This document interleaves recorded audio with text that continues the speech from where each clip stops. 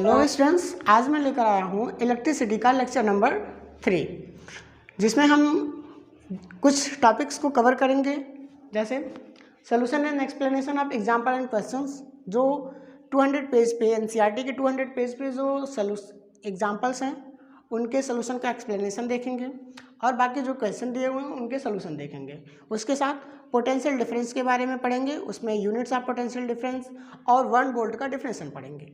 उसके साथ electric current and potential difference में इंटर रिलेशन देखेंगे, फिर प्रोडक्शन ऑफ पोटेंशियल डिफरेंस देखेंगे, उसके बाद मेजरमेंट ऑफ पोटेंशियल डिफरेंस, फिर लास्ट टॉपिक हमारा है सबसे इम्पॉर्टेंट इस चैप्टर का, ओम्स लॉ। इससे पहले हमने लेक्चर नंबर 1 और 2 में इसके बेसिक कॉन्सेप्ट्स देखें, जिनमें इलेक्ट्रिक करंट के बारे में इलेक्ट्रिक पोटेंशियल के बारे में ब्रीफली स्टडी किया। जिन्होंने लेक्चर नंबर 1 और लेक्चर नंबर 2 नहीं देखा है वो डिस्क्रिप्शन में जाके लिंक से देख सकते हैं, नहीं तो गूगल या यूट्यूब पे SS classes Sanjay Sahu type करेंगे, आपको पूरी प्लेलिस्ट मिल जाएगी। तो स्टार्ट करते हैं। आइए, एग्जाम्पल 12.1 है, स्टेटमेंट देख लेते हैं। A current of 0.5 ampere is drawn by a filament of a electric bulb in for 10 minutes. Find the amount of electric charge that flow through the circuit. तो देखिए हमें क्या है, पूछ रहा है क्या और दिया क्या है। दिया हुआ है कि 0.5 एम्पियर का करंट फ्लो हो रहा है किसी इलेक्ट्रिक बल्ब के फिलामेंट में 10 मिनट के लिए, यानी हमें इलेक्ट्रिक करंट दिया है, टाइम दिया हुआ है और पूछा है अमाउंट ऑफ चार्ज। तो देखिए पहले गिवन डाटा लिख लेते हैं। गिवन है electric current I equal to 0.5 ampere and time T equal to 10 minute. इसको SI में चेंज कर लेते हैं तो हमें पता है 1 मिनट इज इक्वल टू होता है 60 सेकेंड। तो टाइम क्या हो जाएगा, 10 × 60 तो 600 सेकेंड। ठीक है। अब हमने इससे पहले इलेक्ट्रिक करंट का वीडियो में देखा है कि इलेक्ट्रिक करंट क्या होता है, rate of flowing charges. Electric current I equal to rate of flowing charges, time rate of electric charge इसका इलेक्ट्रिक करंट। तो हमें Q निकालना है, ट्रांसपोजिशन करो, cross multiply, Q equal to IT। तो I कितना है 0.5 × 600, तो 6 5 जा 30, 2 0 ऐड हो गया, एक के बाद डेसिमल है तो ये हो जाएगा हमारा 300, ठीक है, कूलम, 300 कूलम। तो ये रहा। अब नेक्स्ट क्वेश्चन देखते हैं। तो नेक्स्ट हम क्वेश्चन देख लेते हैं, पेज नंबर 200 का ये, what does an electric circuit. तो इसके बारे में हम लेक्चर नंबर 2 में ब्रीफली स्टडी कर चुके हैं कि इलेक्ट्रिक सर्किट क्या होता है। Electric circuit is a close continuous path of flowing of charges. ठीक, इलेक्ट्रिक सर्किट क्या होता है, आंसर देखिए, and electric circuit is closed continuous path of flowing charges। ठीक है। तो इलेक्ट्रिक सर्किट यानी एक close bounded, close continuous path of flowing charges is called electric circuit. अगला है डिफाइन यूनिट ऑफ करंट, ये भी हम प्रीवियस वीडियो में देख चुके हैं, आइए देख लेते हैं। 1 यूनिट क्या होता है। तो हमें पता है कि SI यूनिट ऑफ करंट क्या होता है, एम्पियर होता है, जिसको कैपिटल A से डिनोट करते हैं। अब 1 एम्पियर क्या होता है, तो हमें पता है, we know that I equal to rate of flowing charges is called electric current. तो 1 एम्पियर करंट तब होगा जब 1 कूलम चार्ज 1 सेकेंड के लिए फ्लो होगा, यानी हम कह सकते हैं when 1 coulomb charges flow through the conductor for 1 second is called 1 ampere current. 1 ampere current कब होगा? जब किसी कंडक्टिंग वायर में 1 सेकेंड के लिए 1 कूलम चार्ज फ्लो होगा, तो उसे हम क्या कहेंगे? 1 एम्पियर होंगे। अब हम देख लेते हैं अगले टॉपिक्स, पोटेंशियल डिफरेंस। तो हमारा नेक्स्ट टॉपिक है पोटेंशियल डिफरेंस। आइए देख लेते हैं पोटेंशियल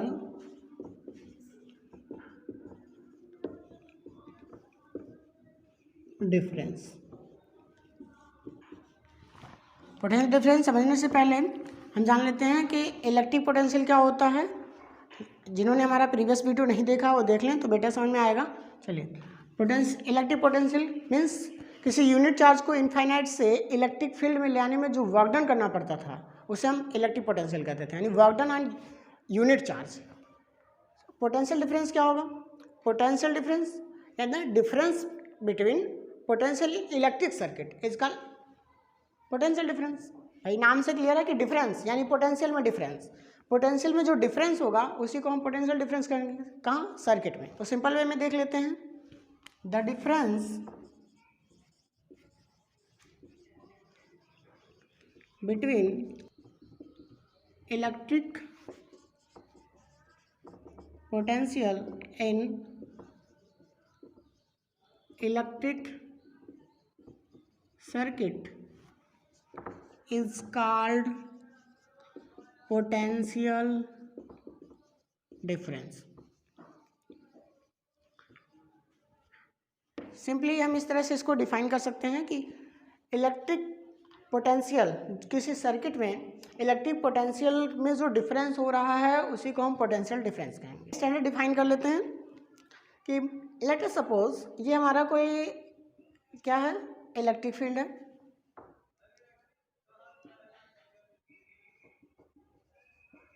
इलेक्ट्रिक फील्ड के लेट अस सपोज कोई पॉइंट हमारा ए है जहाँ का पोटेंशियल वी ए है, दूसरा पॉइंट बी है जहाँ का इलेक्ट्रिक पोटेंशियल वी बी है।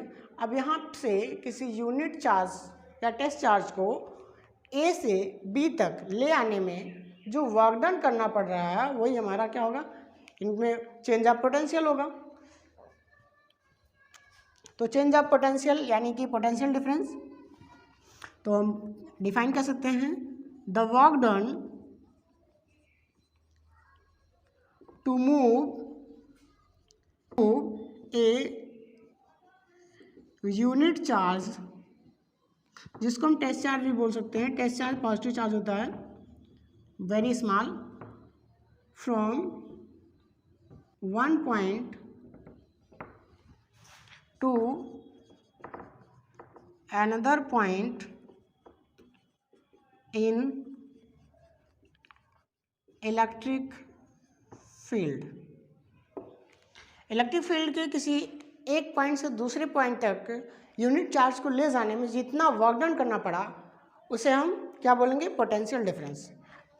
अब पोटेंशियल डिफरेंस यानी पोटेंशियल में चेंजेस। पोटेंशियल डिफरेंस को पीडी से कहते हैं और जिसको डिनोट करते हैं डेल्टा वी से। डेल्टा वी ट्रायंगल को डेल्टा पढ़ते हैं। चेंज कितना हुआ? Work done A to B upon Q, यानी क्यू पे जितना वर्क डन किया पर। इसको एलेबरेट और कर सकते हैं कि हमने वी ए से वी बी तक क्या किया? चार्ज को ले गए, तो V A minus V B is equal to W A B work done A to B upon Q, जहाँ पे कंडीशन क्या होनी चाहिए? V A is greater than V B. ये हमारा हो गया पोटेंशियल डिफरेंस। ठीक है, तो क्लियर हुआ कि पोटेंशियल डिफरेंस क्या होता है, यानी किसी इलेक्ट्रिक फील्ड के 2 पॉइंट के बीच का जो पोटेंशियल में डिफरेंस आएगा उसी को हम बोलेंगे पोटेंशियल डिफरेंस। अगर हम इसको स्टैंडर्ड डिफाइन कर लें तो इसके लिए क्या कह सकते हैं कि इलेक्ट्रिक फील्ड के किसी एक पॉइंट से चार्ज को, यूनिट चार्ज को दूसरे पॉइंट तक ले जाने में जितना वर्क डन करना पड़ा वही उसका पोटेंशियल डिफरेंस होगा। ओके, तो नेक्स्ट टॉपिक अब देख लेते हैं हमारा unit of potential difference.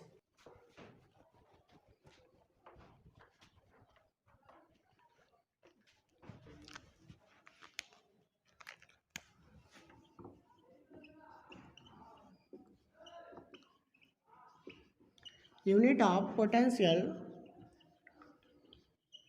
Difference. देखिए,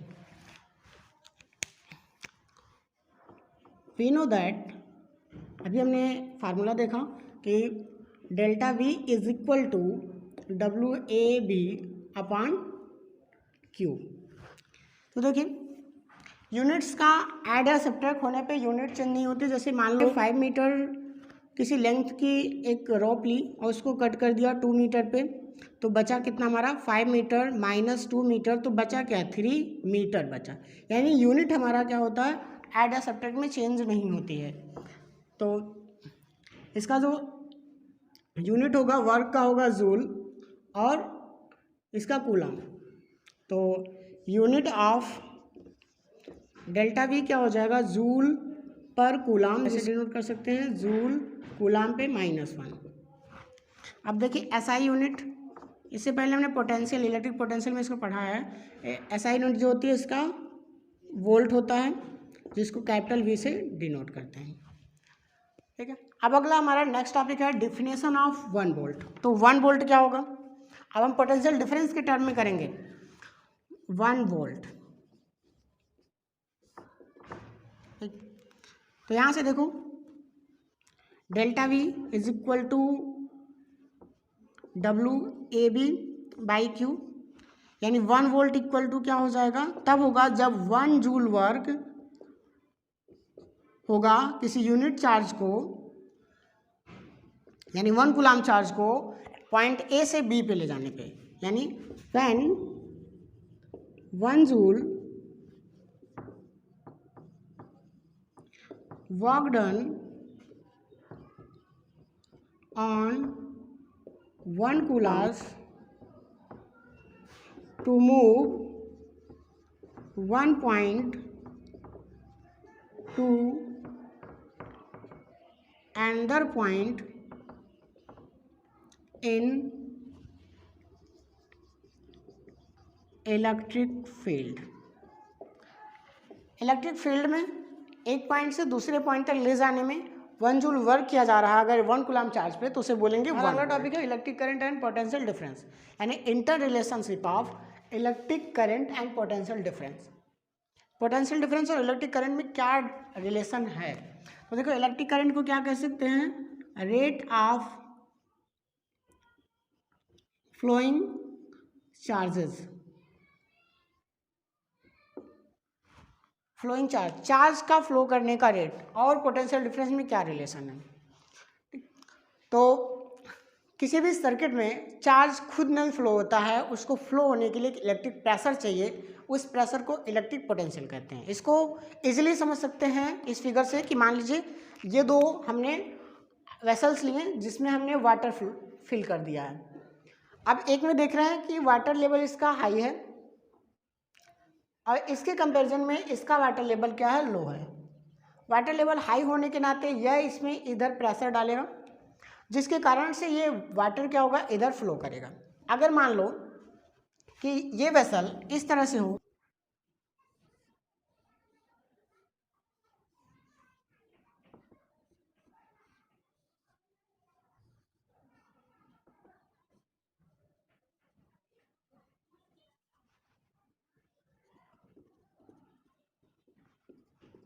जिसमें वाटर लेवल क्या हो, दोनों इक्वल हो, इसका वाटर लेवल इसका वाटर लेवल दोनों का इक्वल हो। अब यहाँ पे इक्वल है तो there are no pressure, so no flowing of water. Pressure नहीं तो वाटर फ्लो नहीं हो रहा, यहाँ पे प्रेशर है तो water flow, due to pressure water flow, similarly due to electric pressure electric charge flow. यानी किसी भी इलेक्ट्रिक सर्किट में इलेक्ट्रिक चार्ज का फ्लो होना, यानी इलेक्ट्रिक करंट का जनरेट होने का मेन है कि उसमें पोटेंशियल डिफरेंस का क्रिएट होना या पोटेंशियल डिफरेंस का एग्जिस्ट होना। देख लेते हैं, in an electric circuit the charges do not flow themselves like water require a pressure to flow in tubes। जिस तरह से वाटर को ट्यूब में फ्लो करने के लिए प्रेशर की ज़रूरत पड़ती है, उसी तरह से इलेक्ट्रिक चार्जेस को फ्लो करने के लिए इलेक्ट्रिक प्रेशर यानी पोटेंशियल डिफरेंस की ज़रूरत पड़ती है। जिस तरह वाटर फ्लो होता है हाई प्रेशर से लो प्रेशर, उसी तरह से इलेक्ट्रिक चार्जेस फ्लो होते हैं high pressure to low pressure. Electric charges flow from high electric pressure means high potential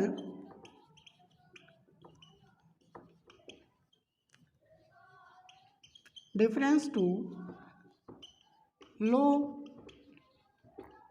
potential difference.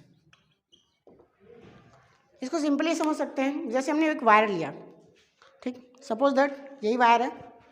अब इस वायर में मान लो ये कनेक्ट नहीं है, वायर हम मार्केट से लेके आए, तो वायर को मुंह में इधर से डालें जीभ में, कोई असर नहीं, इधर से डालें कोई दिक्कत नहीं, आप बल्ब में लगाएं कोई दिक्कत नहीं। लेकिन जब ये वायर कनेक्ट हो जाता है किसी डिवाइस में, तब उस डिवाइस और वायर का पोटेंशियल क्या होता है, अभी जीरो रहता है। जो ही हम बोर्ड में कनेक्ट करते हैं तो बोर्ड का पोटेंशियल क्या होता है, भाई हमारे घरों में 220 240 वोल्ट इलेक्ट्रिक आती है, तो 220 वोल्ट वहाँ पे हाई है और हमारे एप्लीकेंस में और वायर में क्या है, जीरो है। तो चार्ज क्या होता है, हाई पोटेंशियल से लो पोटेंशियल, बोर्ड से हमारे एप्लीकेंस में आता है। यानी चार्जेस हमेशा क्या होते हैं, फ्लो होते हैं, यानी इलेक्ट्रिक करंट फ्लो होता है हाई पोटेंशियल से लो पोटेंशियल की ओर। क्लियर हुआ? हम देख लेते हैं प्रोडक्शन ऑफ पोटेंशियल डिफरेंस।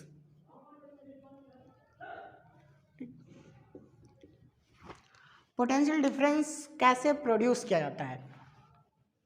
जैसे हमारा कोई कंडक्टर है, अभी इस कंडक्टर का क्या है पोटेंशियल, यहाँ पे ए पॉइंट मान लो, यहाँ बी, तो वी ए क्या है, ज़ीरो है, वी बी क्या है, ज़ीरो है। ओके, अब इसको हमने एक इलेक्ट्रिक सोर्स से ज्वाइन कर दिया, मान लो ये 5 वोल्ट है, तो अब क्या हो गया कि इसमें पोटेंशियल डिफरेंस क्रिएट हुआ है, यानी कि इलेक्ट्रिक करंट यहाँ से ऐसे फ्लो होगी, यानी यहाँ का 5 हो गया पहले जो इंस्टेंट पे, तो यहाँ 0 हुआ, इलेक्ट्रिक यहाँ गई, यहाँ 5 हो गया, इस तरह से। तो यानी पोटेंशियल डिफरेंस को क्रिएट करने के लिए, प्रोडक्शन के लिए सबसे ज़रूरी होती है हमारी सोर्स, यानी कि बैटरी या सेल। ठीक,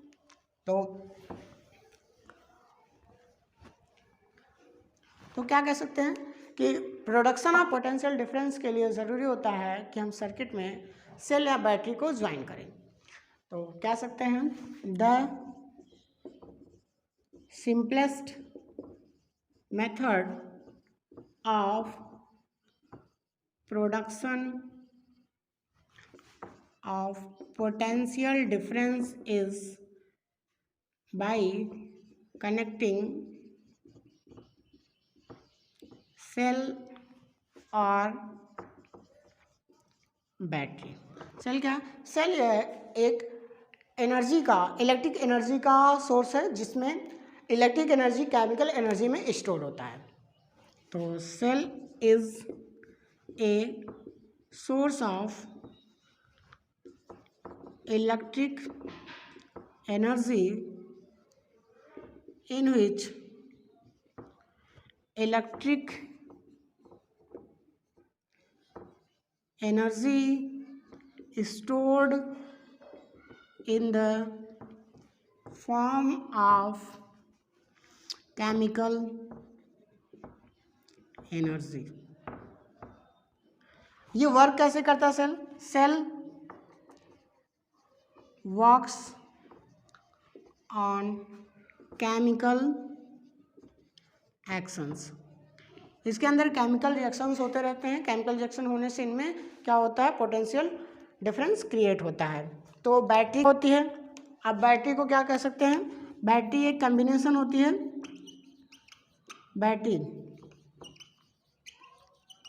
battery is a combinations of two or more cells, two or more cell का यह एक कम्बिनेशन होता है बैटरी। तो अगला टॉपिक है हमारा measurement of potential difference. Measurement of potential difference. पहली चीज़ याद रख लीजिए कि यह या कह सकते हैं potential difference is a scalar quantity. Scalar quantity है, इसको मेजर किया जाता है एक डिवाइस से जिसका नाम है वोल्टामीटर, जो वोल्ट में मेजर करता है। It measured by a device called voltmeter.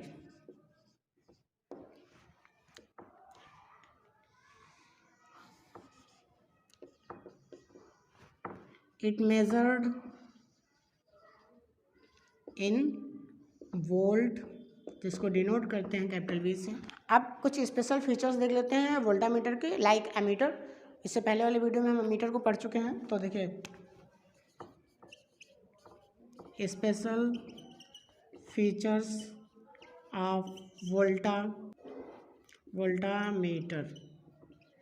देखिए पहला यह है कि यह मेजर करता है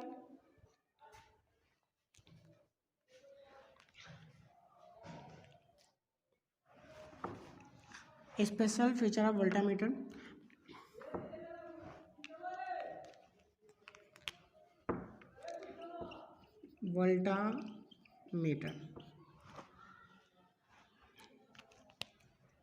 पहला फीचर है कि यह हमेशा पैरेलल किया जाता है। It joint always in parallel through conductor. जिस कंडक्टर का पोटेंशियल डिफरेंस हमें मेजर करना है। अब इसे पैरेलल क्यों लगाते हैं? पैरेलल लगाने का मेन रीज़न यह है क्योंकि यह केवल पोटेंशियल डिफरेंस मेजर करता है, यानी एक पॉइंट से दूसरे पॉइंट पे चार्ज के जाने का और दोनों पॉइंट पे प्रेशर कितना है वो। और एमीटर क्या करता था? फ्लोइंग चार्ज पे, रेट ऑफ फ्लोइंग चार्ज करता था। तो यानी कि वो से क्रॉस सेक्शन से कितना चार्ज फ्लो हो रहा है तो उसको वहाँ पे जाना पड़ता था, इसलिए उसको सीरीज में लगाते थे ताकि उसमें से पास हो तो उसे पता चले, सेंस करे। और इसको बाहर से लगाते हैं, ये बाहर से पता लगाएगा कि यहाँ पे प्रेशर कितना है, अगले पॉइंट पे प्रेशर कितना है। तो it have extremely high resistance, इसके पास रेजिस्टेंस बहुत हाई होता है। ओके, तो कोई अगर आइडियल वोल्टामीटर है, and ideal voltameter have infinite resistance. अगर कोई आइडियल वोल्टामीटर है तो उसका रेजिस्टेंस कितना होगा? इनफाइनाइट होगा, यानी वह पूरी तरह से चार्ज को क्या करेगा? रजिस्ट कर देगा, फ्लोइंग ऑफ चार्ज को रजिस्ट करेगा ताकि वो इलेक्ट्रिक कंज्यूम ना करे, केवल प्रेशर को मेजर कर सके। तो हमारा सबसे मोस्ट इम्पॉर्टेंट टॉपिक है ओम्स लॉ। तो देख लेते हैं ओम्स लॉ। आप लोग नोट्स बनाते रहिए और जहाँ पे आपको नोट करना हो वहाँ पे वीडियो को पॉज कीजिए और नोट कीजिए, ठीक, ताकि आपका भी टाइम बचे और कम से कम टाइम में आपका ज़्यादा से ज़्यादा टॉपिक कवर हो सके। तो ओम्स लॉ हमारा अगला टॉपिक है ओम्स लॉ। ओम्स लॉ को फर्स्ट टाइम इन 1927 में बाय जर्मन फिजिकिस्ट दिया गया था, जिनका नाम था जॉर्ज साइमन ओम। इन्होंने फर्स्ट टाइम पाया कि इलेक्ट्रिक करंट जो कंडक्टर में फ्लो हो रहा है और उस कंडक्टर के एंड का जो पोटेंशियल डिफरेंस है उसमें एक रिलेशनशिप पाया, जिसको उन्होंने नाम दिया ओम्स लॉ।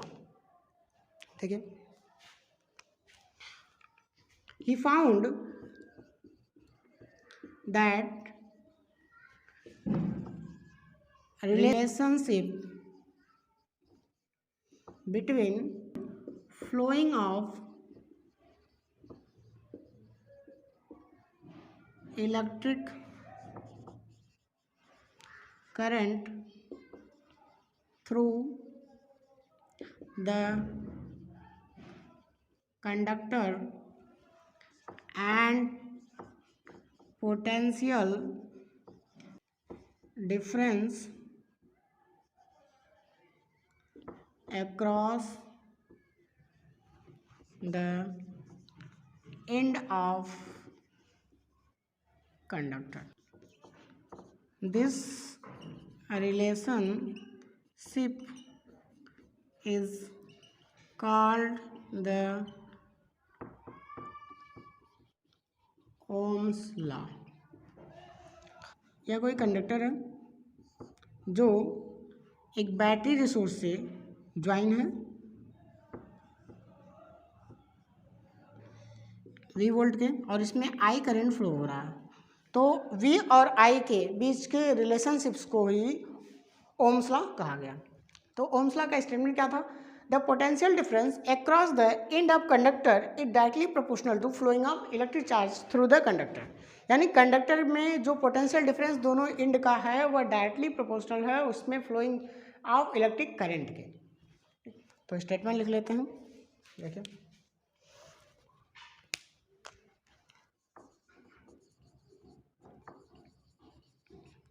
ये लॉ है, the potential difference V across the end of conductor और मेटालिक वायर भी कह सकते हैं, कंडक्टर is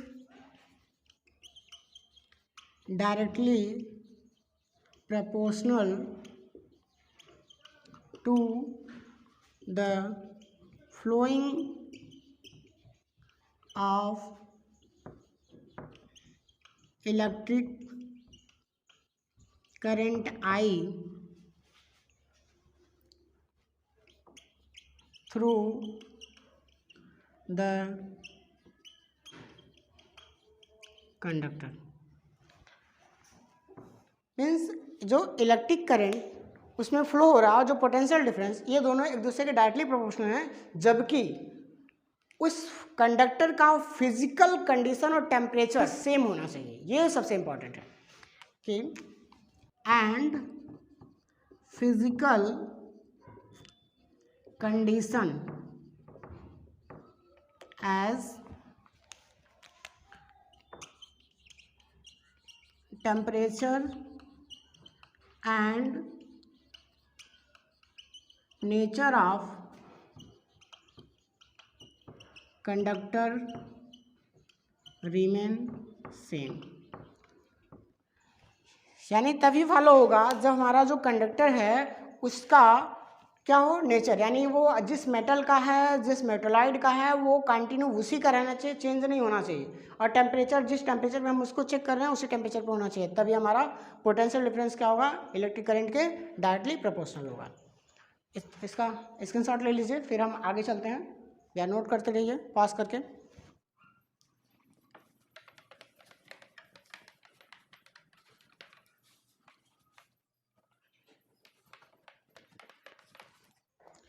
तो देखिए मैथमेटिकल रिप्रेजेंटेशन देख लीजिए। Mathematical expression for Ohm's law. Potential difference is directly proportional to electric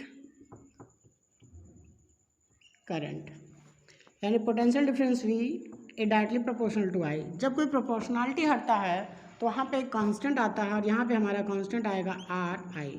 R क्या है? R एक कांस्टेंट है किसके लिए? Constant for physical condition, constant for physical condition as temperature and nature of conductor due to which it resists the flow of current, so it called resistance। यानी यह क्या करता है? इलेक्ट्रिक करंट के फ्लो होने को रेजिस्ट करता है ड्यू टू फिजिकल कंडीशन। इसके अंदर जो फिजिकल कंडीशन होते हैं, टेम्परेचर और इसका जो नेचर होता है, इसके कारण से यह इलेक्ट्रिक करंट के फ्लो को रेजिस्ट करता है। इसको R से डिनोट किया जाता है। अब देख लेते हैं कुछ कीवर्ड यहाँ के लिए। पहला कीवर्ड यह है कि ओमिक कंडक्टर। ओमिक कंडक्टर, तो क्या ओमिक कंडक्टर क्या होता है? वही सिंपल सी बात है, जो ओम्स लॉ को फॉलो करे वो ओमिक कंडक्टर, जो ओम्स लॉ फॉलो नहीं करता वो non ohmic conductor. Which follow the Ohm's law. और नॉन ओमिक क्या हो जाएगा? Just opposite, non ohmic conductor. दूसरा हो गया which do not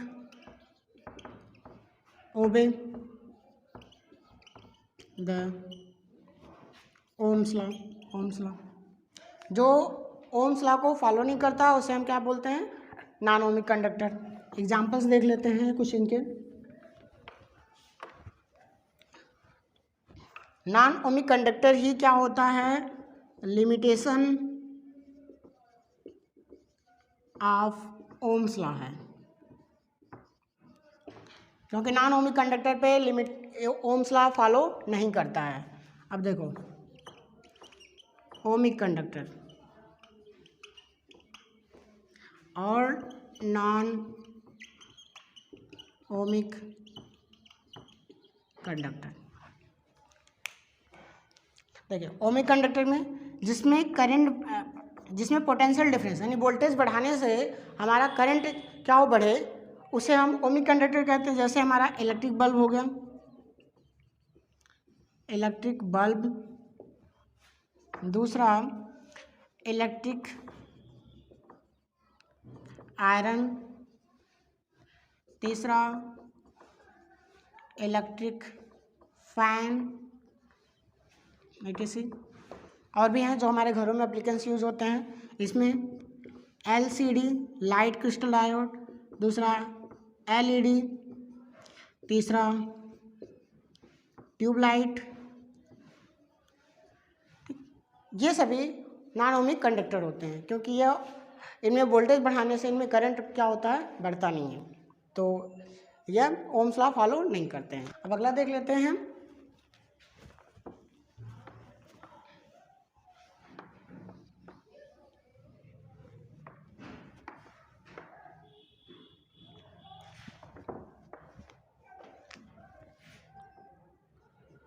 देखिए V इक्वल टू IR, यानी V is directly proportional to R। If V double V double करते हैं v, then r is also double. Means अगर v को हम 2v कर देते हैं तो r जो होगा वो 2r हो जाएगा, क्योंकि डायरेक्टली यह क्या है, डायरेक्टली प्रोपोर्शनल है, प्रोपोर्शनलिटी इसमें रिलेशन है। अगला है v equal to I R, then r equal to v by I, यानी r is inversely proportional to, यानी r is inversely proportional to i। Means अगर हम i को डबल करते हैं, if i be doubled, then r became half. अगर i को हम डबल करते हैं, यहाँ से देख लीजिए, r 1/2 हो जाएगा, यानी कि ये जो r हो जाएगा वो क्या हो जाएगा, 1/2 टाइम ऑफ 1/i, यानी हाफ हो जाएगा। चलिए, देन i क्या हो जाएगा, देन i अगर डबल होगा तो r हाफ हो जाएगा, r जो होगा r से r/2 हो जाएगा। ये बहुत ही इंपॉर्टेंट की पॉइंट्स हैं जो यूजेस होते हैं, बहुत सारे क्वेश्चन जिस पे बेस्ड होते हैं, ठीक, नोट डाउन कर लीजिए, फिर आगे बढ़ते हैं। हमारा नेक्स्ट टॉपिक है रेजिस्टेंस।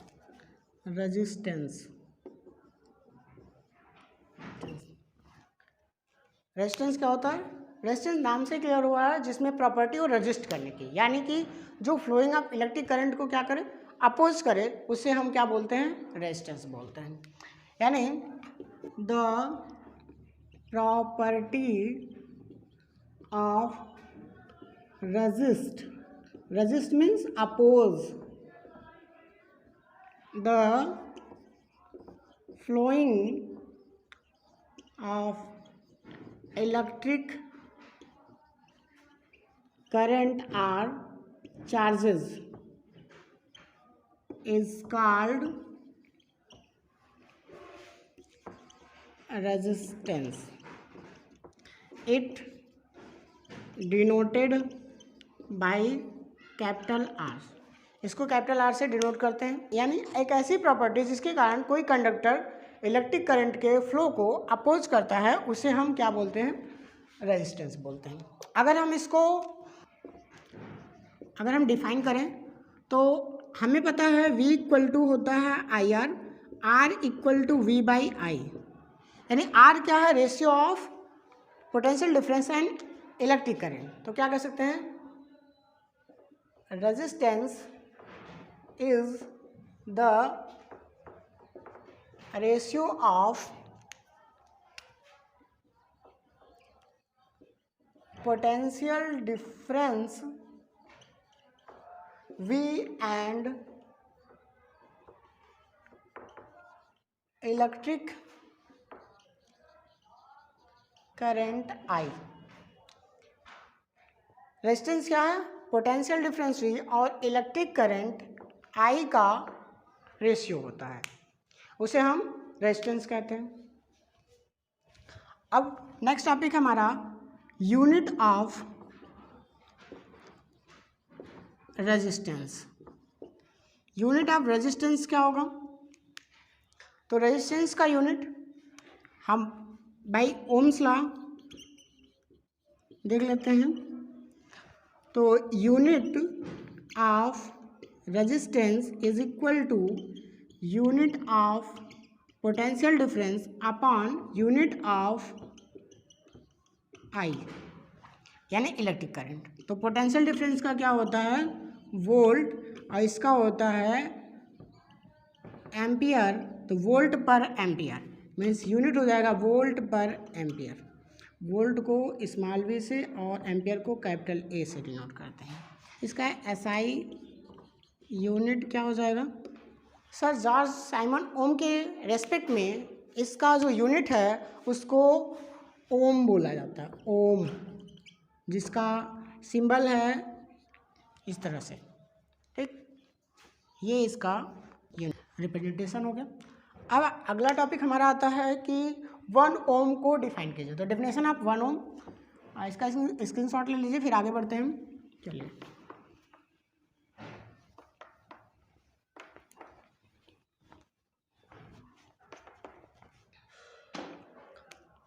वन ओम को डिफाइन करिए। तो देखिए, by Ohm's law, 1 Ohm's law, R equal to V by I. ठीक है, यहाँ से देखिए, R equal to V by I, यानी 1 ohm is equal to 1 volt upon 1 ampere.